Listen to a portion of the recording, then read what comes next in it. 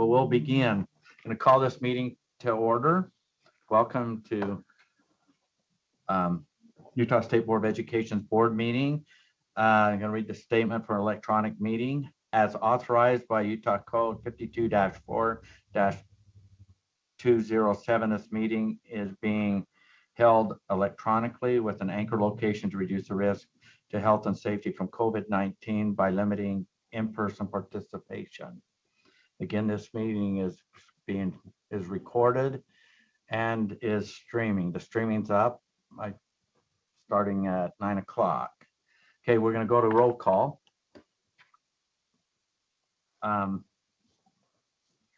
Member or Vice Chair Belknap. Here. Member Booth. Happy birthday to you. Happy birthday to you.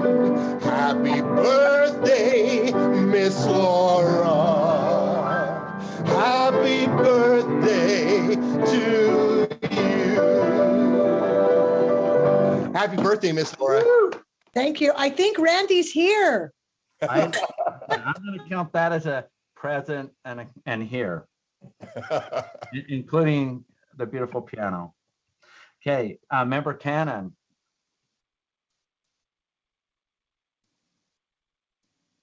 I don't see her. I didn't see it either. So if you can shoot her leadership, you shoot her text, see if she's having a problem. Member Klein. I am here. Good morning. Good morning. Were you just talking about Member Cannon? Yes. I finally got on. Thank you.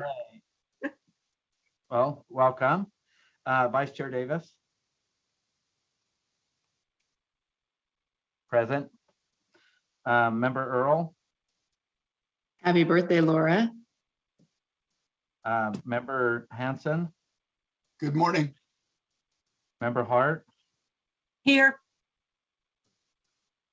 Member Hutchings. I'm here. Member Hymas.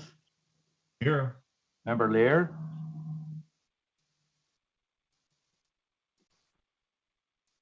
Did we? Chair, I understand she has a hearing this morning and she told me she will not be That's joining right. until 11 a.m. Okay, we'll watch for her. If somebody sees her join, let us know. We'll recognize her. Thank you. Member Moss. Here. Member Norton. Here. Member Straight. I am here. And Chair Huntsman is present. So we have more than a quorum. Welcome and happy birthday, Laura and Member Booth. That was just awesome. Thank you. Okay, we're going to get right to our agenda. Again, thank you for joining us and want to welcome everyone that's online. And we've done this before. We know what we're doing and we're going to take care of the board's business today. So thank you for adjusting yourselves with situation that's before us. We're going to turn this, and we're going to go to our next item, which is our board member message, and that's going to be provided by Member Earl. And apologize, we're not in person. She was prepared for an in-person deal, but we did a test. We can see you and hear you, so we'll turn the time over to you. Good morning and happy new year. Welcome in 2022, right? I have a couple of thoughts to share this morning, a couple of poems. And when we meet next time, I actually have just a little something for all present. Not sweets, unless you really want it, you can send me a text, but it's something else. But I just wanted to start with a poem. This poem is by James Patrick Kinney, and it's titled The Cold Within. It says, let me get my screen here so you can still see me. 6 humans trapped by happenstance in bleak and bitter cold. Each one possessed a stick of wood, or so the story's told. Their dying fire in need of logs, the first man held his back. For the faces around the fire, he noticed one was black. The next man, looking across the way, saw not one of his church and couldn't bring himself to give his fire of stick and birch. The third one sat in tattered clothes, He gave his coat a hitch. Why should his log be put to use to warm the idle rich? The rich man just sat back and thought of the wealth he had in store and how to keep what he had earned from the lazy, shiftless poor. The black man's face bespoke revenge as the fire passed from his sight, for all he saw in his stick of wood was a chance to spite the white. The last man of this forlorn group did nothing except for gain. Giving only to those who gave was how he played the game. Their logs held tight in death's still hands was proof of human sin. They didn't die from the cold without. They died from the cold within.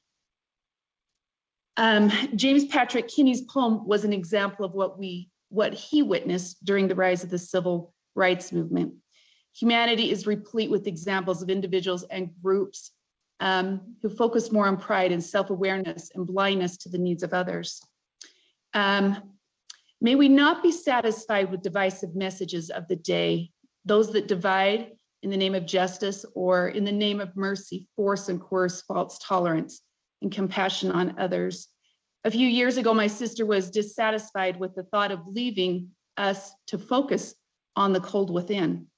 In place, she spent time rewriting the poem to reflect the desire to overcome natural emotions against others. And I'm going to read that poem to you right now. It starts the same, but it's titled The Warmth of Charity. 6 humans trapped by happenstance in bleak and bitter cold. Each one possessed a stick of wood, or so the story's told. Their dying fire in need of logs, the first man dropped his in. Thinking of these freezing fellows, he couldn't help begin. The next man looking across the way saw one not of his church, lovingly and judging not, gave his fire the stick of birch. The third one sat in tattered clothes, warm and glow upon his face, believing the meek shall inherit the earth, his log was sat in place. The rich man kneeled to lay his log in the ever-brightening flame. For all he had, he acknowledged God, for it was his to claim. The black man's stick was entered in to warm his common friends, for all to survive the bitter cold, more warmth his stick would lend. The last man of this hopeful group humbly took his turn. He gave freely, no thought for self, his stick would also burn. Their logs burning bright within the fire was to each a blessing, and the charity that each had, may we also be found possessing. That's my sister, Christina K. Allen. And as I said, she at the completion of listening to the first poem, she seemed to be dissatisfied with the outcome and feeling that we could rise to something better. I want to share just 2 simple experiences that have happened in my life. One of those was when my husband was attending medical school in Reno. We had a child who was diagnosed with a severe illness, a life-threatening illness at that point. I had 2 young children at home, and we were consulted to go to Oakland, which was the closest children's hospital in the area. And as we reached out to the children's hospital, they indicated that if we could if we could provide a deposit of $20,000, they would see us immediately. This was somewhat of a stretch, being in medical school and trying to just kind of make ends meet as it was. So my husband began a search to what other possibilities or how we could, acquire the funding and such. And part of that meant reaching out to other hospitals and asking about their resources and services. The hospital we ended up going to was Primary Children's Hospital in Utah. And there were two across the nation. My grandmother worked for public health in Utah County for the bulk of her life. And she immediately called us and said, there's 2 places you can go, which, I don't know that that's really, you go where you're able to get, the services, but she said either Primary Children's, and then she gave another children's hospital around the nation. And she said, because they're the best. When we reached out to Primary Children's, goodness, I don't want to get emotional. It's really funny. We said, well, here's the situation, here's the lab results, here's the information. And they indicated that, they said, well, we'll see you first thing Monday morning. we said, well, we don't think you understand. We don't really have 20,000, we don't have a substantial money to put down. They said, we don't care. This is about children and families. Sorry, getting emotional here, but my point in relaying that story, there's two things that happen. One, it's a unique experience to live in an environment and a community that puts families and children first. Utah's laws put families and children first when it comes to education. There's services within the state, including Primary Children's Hospital, which is an outstanding hospital, puts children and families first. It is a unique opportunity and experience to live where that takes place. The other thing that happened, and it's in relation to this particular home, is that those around us that we knew reached out to us immediately, and those that we didn't know too. Other medical students reached out to us with words of encouragement and sometimes even a financial support, which at the time we knew that they too were limited in their resources. Ever grateful for that. The other experience I wanted to share had to do with a superintendent a couple weeks ago that at the conclusion of a performance by his singing, one of his high schools that was performing and singing, I had walked out to tell him thank you for coming because it was one of my schools. And I stood by the sidelines and watched the superintendent as he emotionally thanked the children for excellence in music and how the music had moved him because it was of such high quality, and his appreciativeness of their hard work and their willing to sacrifice an evening to perform. My point in sharing these stories, and even in our, as we move into 2022, is to look beyond the divisive dialogues of the day and those things that in the name of justice divide, and in the name of humanity are very inhumane, that we can see those great things that go on around us, and we can see the miracles that take place because we are witnessing them every day. And I just want to leave by just offering a prayer at the close of my message. So, our dear Father in heaven, we're grateful this day that we can meet together. We're grateful for this nation we live in and for the communities that we reside in. Father, we ask a prayer and a blessing upon the families in the state of Utah. We ask a blessing upon the leaders, and we ask a blessing upon our educators and those that work so hard on behalf of our children and our families. Help us that we can see those things that will bring greater unity, greater compassion and greater kindness before us. We love thee and are grateful for thee. This we say in the name of Jesus Christ. Amen. Thank you. Thank you, Member Earl.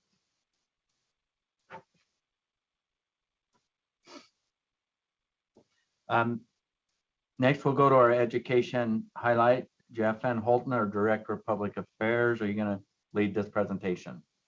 I am. Thank you, Chair Huntsman, and good morning, board members. Happy New Year. Jeff Van Holten, Director of Public Affairs. Happy to be with you today. Today's educational highlight, I'll start the video in just a moment, but I just wanted to give you a primer on the program that we're talking about. We have 2 delegates that were chosen from the state of Utah to represent us with the U.S. Youth Senate. We're very excited for them. They had to go through quite an extensive process. They had to be nominated by their school. Then once they got that nomination, had to submit up to a 20-page portfolio about themselves and things they have done, their community service. And then the competition began up on the hill at the Capitol building. And when they got there, they had to quickly prepare an essay on the spot.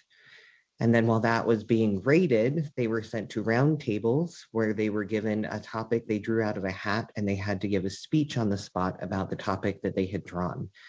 Once all of the scores were calibrated, we ended up with 2 finalists that were chosen to be the delegates for the state of Utah. We also have 2 alternates as well. And the video that you're going to watch today are with the 2 finalists, Neve Rauscher and Dottie Oman. I will get that up for you.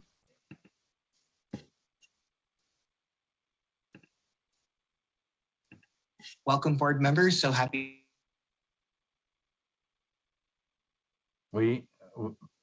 Jeff, we don't have any volume, or I don't on my end. Any sound? Is that the case for all of you? Yes, no Yeah. audio. Janet doesn't Audio. have sound. We heard the first few words, then it went silent. Okay.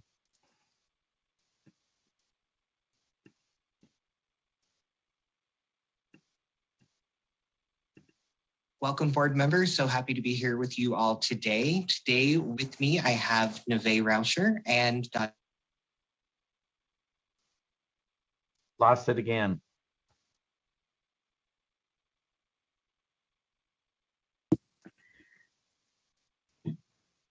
I think, Jeff, that we're hearing it from your speakers. So if you mute yourself, then I think that's when we're losing audio. well then I just won't mute myself. That works better. Welcome, board members. So happy to be here with you all today. Today with me, I have Neve Rauscher and Dottie Oman. Neve goes to Waterford and Dottie goes to West High School. And they are both here today because they are the delegates from the state of Utah to represent us in the U.S. Senate Youth Program. So we're going to have them talk a little bit about the process that they went through and kind of their thoughts and feelings and what this means for them and what they get to do coming up in March. So, and we'll go in the order of Neve and Dottie answering each question. So the first question is, what caused both of you to want to apply for this program? Was there something about the program? How did you hear about it? What really drew you to seeking this out and this wonderful opportunity? Yeah, so I'm actually the first person from my school to ever be nominated, which was really exciting.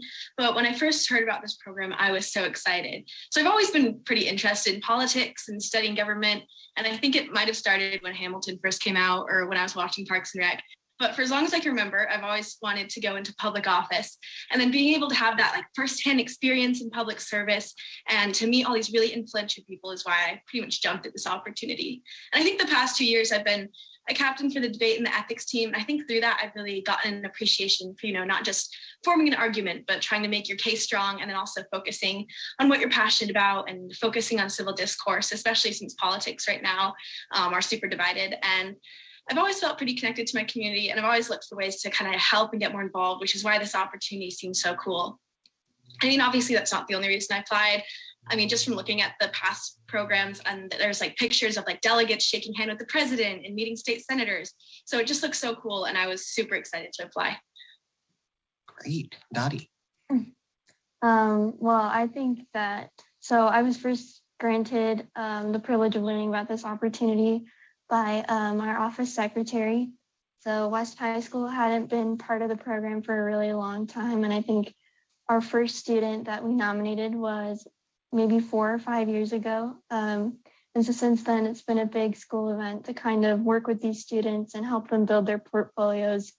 And so that's how I learned about the opportunity at first. I think I was really excited to first and foremost apply because I wanted to meet the other students in the basement of the Capitol. I wanted to connect with a bunch of incredible youth from across the state. And it's not every so often that you get to meet students, like especially across from as large a state as Utah is. And so by having students from different schools interact with each other and being able to meet them was super exciting.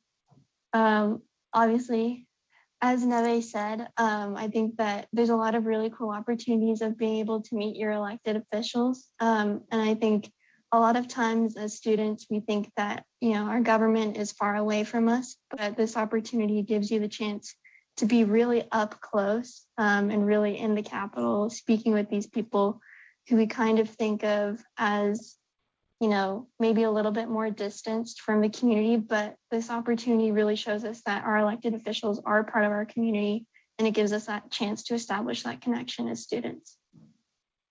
Great. That sounds really exciting. I'm jealous. This never came up for me when I was in high school. So the next question is, what does it mean for both of you to be chosen as a delegate to represent the state of Utah? I'm sure it was exciting. What were your feelings when you found out? And what does it mean for you to represent us? Oh, I was so excited when I found out. So I think one of the other finalists texted me and was like, hey, results are up, go check. And I logged in my email, and then it was like, congratulations, you're a finalist. I basically like dropped my phone and started screaming. It was so exciting. But anyway, I'm just really honored to be chosen as Utah delegate. I mean, every person that was at the competition in November was super qualified and super excited to be there. And for me to be able to represent Utah out of all the competitors there really means a lot. I think the leadership position that qualified me for this was being the president of community service this year. And we've been working a lot with incoming refugees. So I'm glad I can kind of promote that and continue with that going into this opportunity.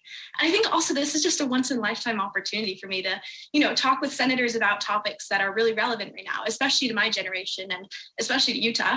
I mean, I think a lot of my peers and other Gen Z kids don't have the right to vote, and our voices aren't always as heard as loudly as they should be, since a lot of legislation really does impact students directly. So I'm really excited to be chosen as a delegate because I'll have the opportunity to talk with senators and other members of public office that are, actively working on bills and legislation that affect us. And I think also hearing from all the other elected officials in Washington will be so cool and so formative. And in addition to that, I think Utah's never had a woman serving on the National Senate. So I'm also really honored and excited that I, as well as Daddy, can really bring that element of representation to the program. So I'm really excited for it. Great, Daddy. So I will admit that the email went to my spam.